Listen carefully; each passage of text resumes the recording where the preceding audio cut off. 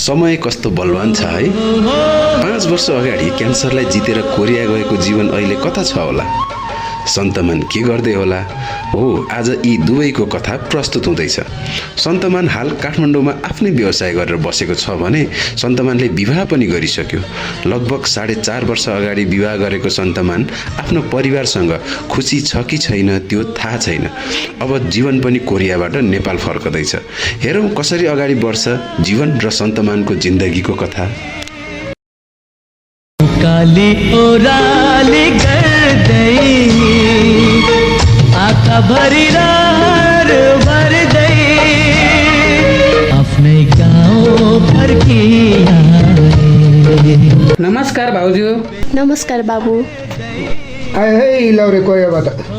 ल स्वागत छ। धेरै मिस गरेँ यार जीवन तँलाई। मैले पनि तँलाई धेरै मिस गरेँ। 5 वर्ष विदेशमा दुःख गरियो, अब नेपालमा नै केही गर्ने हो। मलाई हेल्प गर्नुपर्छ है तैँले। भइहाल्छ नि, किन टेन्सन लिन्छस्। बरु मेरो लागि के लिएर आइस्? तेरो लागि, भाउजूको लागि, सबैको लागि ल्याएको छु। बरु कहिले आउँछस् हाम्रोतिर भन् त? तेरोमा होइन, पर्सि हाम्रोमा पार्टी छ। त चाहिँ हाम्रोमा हो नि, सबैजना हुन्छन्, खाने पिउने नाच्ने, पुराना दिनहरू ताजा गर्ने। हैट, मनको कुरा गरिस् यार।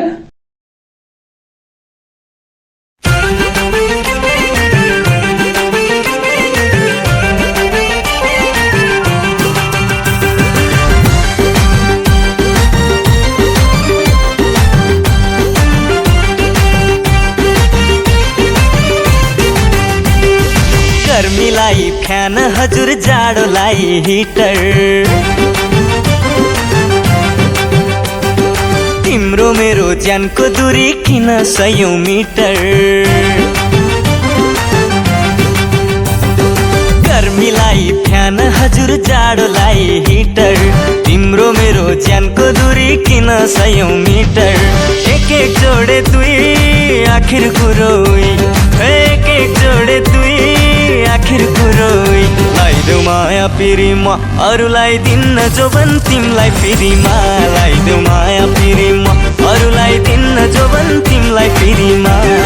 माझीदाईको जाले हजुर, सिकारीको बन्दुक। पिरतीले भरिदाउन यो दिलैको सन्दुक। माझीदाईको जाले हजुर, सिकारीको बन्दुक। पिरतीले भरिदाउन यो दिलैको सन्दुक। एक एक जोड दुई आखिर कुरो, एक एक जोड दुई आखिर कुरो। लाइदेऊ माया पिरीमा अरूलाई दिन्न जोबन तिमलाई फेरिमा। लाइदेऊ माया पिरीमा अरूलाई दिन्न जोबन तिमलाई फेरिमा। फेरिमा फेरिमा माया पिरीमा। फेरिमा फेरिमा माया पिरीमा। ए सन्ते, हेर त भाउजू त रुँदै जानुभयो त। के भयो, किन यस्तो कराएको? यस्तो रमाइलोमा एक्कासी भाउजू रुँदै जानुभयो त। त आफ्नै पारामा छस्। अनि को हो त्यो तसँगै मस्की मस्की नाच्ने केटी चाहिँ? कोही होइन, छोड्न यस्तो कुराहरू। खासमा कुरा के हो, नलुकाई भन्न त। त्यसो भए ल सुन, हेर हाम्रो विवाह भएको 4 वर्षभन्दा धेरै भइसक्यो। अहिलेसम्म हाम्रो बच्चा भएको छैन। घरबाट आमा बाले पनि नाता नातिनी चाहियो भन्नुहुन्छ। अनि त्यो केटीसँग फेरि बिहे गर्न लाग्यो? यार, घरबाट फोर्स गर्नुभएको भाइ छ। होइन, पागल भएपछि क्या हो त? दिमाग त ठिक छ? होइन, किन चिच्चाएको तपाईँहरू? भाउजूले मलाई सबै भन्नुभयो। सन्तमान दाई, तपाईँ जस्तो यस्तो पढे लेखेको बुझ्ने मान्छेले यसो कुरा गर्दा त सुहाएन नि। त्यही त, कस्तो रहेछ? ओभर रियाक्ट नगर न। हेर्नुहोस् दाई, भाउजूले भनेअनुसार भाउजूको केही गल्ती छैन। हुन त तपाईँहरूले चेक पनि गराइसक्नु भएको रहेछ। तर पनि एकचोटि मेरो साथी नेपाल क्यान्सर हस्पिटलमा स्त्री रोग विशेषज्ञ छ, उसलाई एकचोटि भेट्न जाउँ, कतै प्रब्लम सल्भ हुन्छ कि। हो, एकचोटि गइहालौँ। बरु हामी पनि जान्छौँ सँगै। तिमीहरू भन्छौ भने जाउँ न त एकचोटि। ओहो एलिना, आज कताबाट? के हो, सबैजना आउनु भएको रहेछ? हेर न रिलीमा, उहाँको प्रेग्नेन्सीमा अलि समस्या भएछ। बेबी प्लान गर्दै हुनुहुन्छ, भइरहेको नै छैन। त्यही भएर तिमीसँग सल्लाह गर्न आएको। के भयो मलाई सबै कुरा भन्नुहोस् त खुलेर। हुन्छ, हाम्रो विवाह भएको पनि 4 वर्षभन्दा धेरै भइसक्यो। चेकअप पनि गरायो, चेकअप गराउँदा खासै केही भएको छैन भन्नुहुन्छ। कहाँ गराउनु भएको थियो चेकअप? त्यही हाम्रो घर नजिकै एउटा मेडिकलमा। अनि बेला बेलामा पेट पनि दुख्छ, दुखाइ कम गर्ने औषधि पनि खान्छु। त्यसो भए एकपटक अल्ट्रासाउन्ड गराएर हेरौँ न त। हस्, हुन्छ।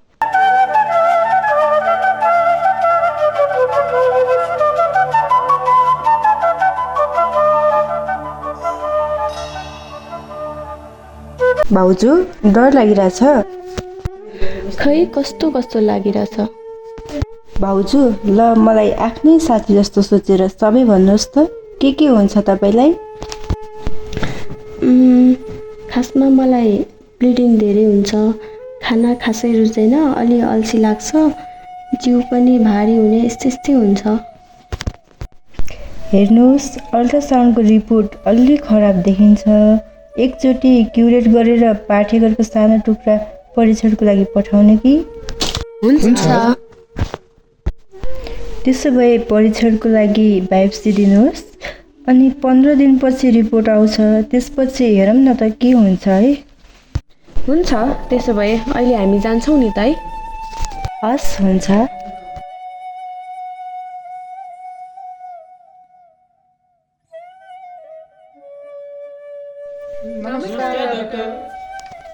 नमस्कार, आरामै हुनुहुन्छ सबैजना?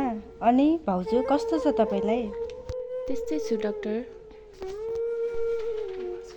तपाईँको बायोप्सी रिपोर्ट आयो। रिपोर्ट अनुसार पाठेघरमा क्यान्सर देखिएछ।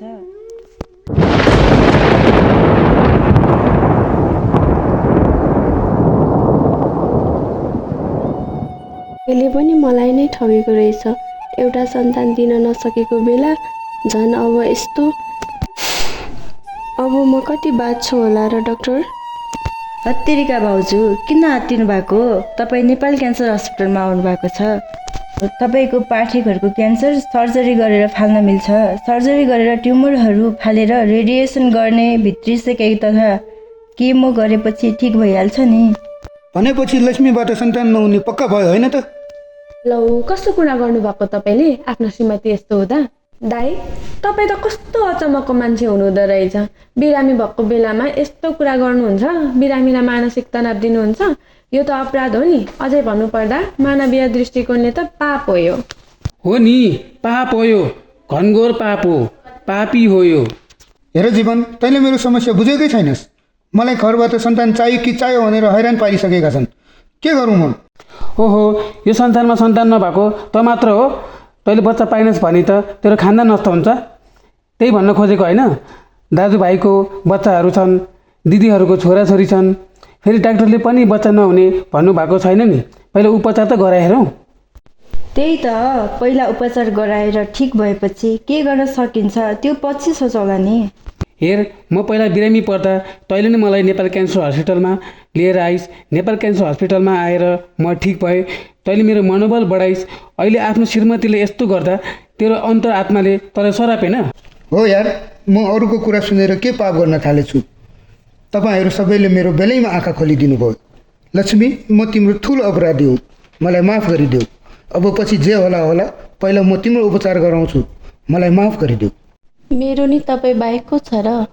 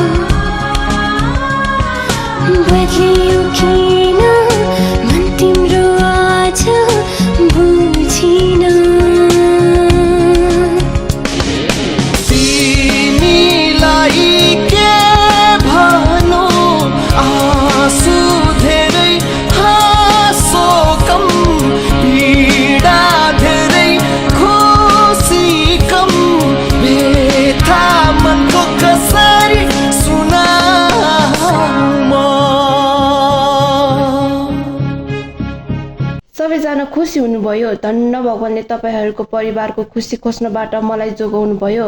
म पनि खासमा तपाईँहरूको वैवाहिक जीवन खुसी देख्न चाहन्छु। आवेगमा मैले ठुलो गल्ती गरेँ। मलाई यो समस्यामा हेल्प गरेका सबै साथीहरूलाई मनबाट धन्यवाद। साथै नेपाल क्यान्सर हस्पिटललाई पनि मुरी धन्यवाद।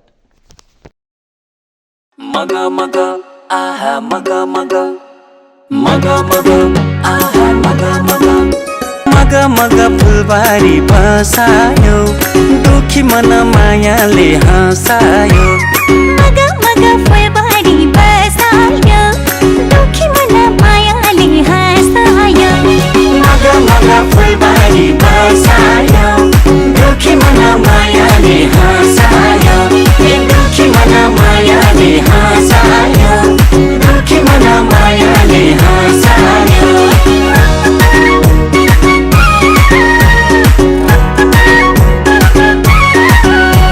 ढगुताको धार्नी कहिले पो पुग्छ र केलाई माया कुर्नी हो केलाई माया कुर्नी हो। मन परेपछि माया गरेपछि बल्ल लगन जुर्नी हो त्यही भएर कुर्नी हो। मगा मगा फुलबारी बसायो दुखी मन